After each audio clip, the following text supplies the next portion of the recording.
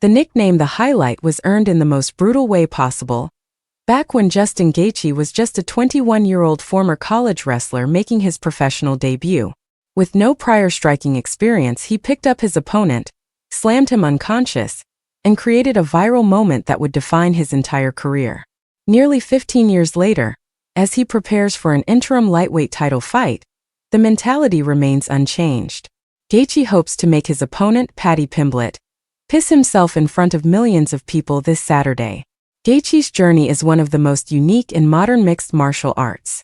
He entered the UFC with a perfect record, built on overwhelming opponents in pure, unadulterated brawls.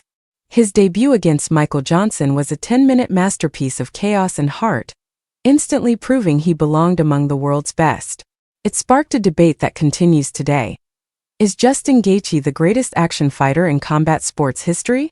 UFC President Dana White doesn't think it's an overstatement, simply stating that Gaethje is never in a bad fight. But being exciting only carried him so far. When he faced elite competition like Eddie Alvarez and Dustin Poirier, he learned a harsh lesson.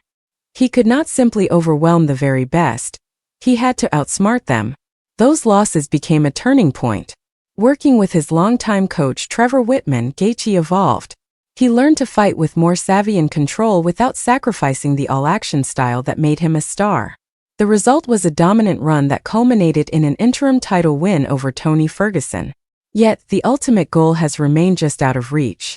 2 attempts at the undisputed lightweight championship ended in submission defeats. Gaethje believes his Hall of Fame career is incomplete without that final piece of gold, which is why this title run feels so consequential.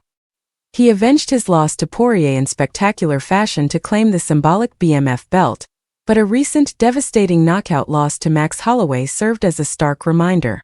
It was, in his own words, a come-to-Jesus moment. He entered that fight viewing it as just for fun, and learned he must never forget how dangerous this sport truly is. That lesson shapes his approach now. He respects the danger Pimblett brings. He embraces the role of the underdog once more. And he is preparing with the primal mindset that has always defined him, convincing himself his opponent is trying to kill him, so he must be willing to do the same.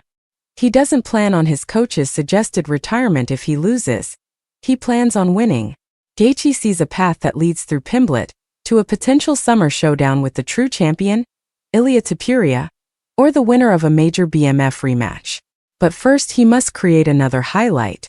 He must return to that most primal place, fueled by pressure and adrenaline, what he calls the best drug in the world. For Justin Gaethje, the goal isn't just to win a belt. It's to complete a legacy and, as always, to leave an unforgettable, violent memory for everyone who watches.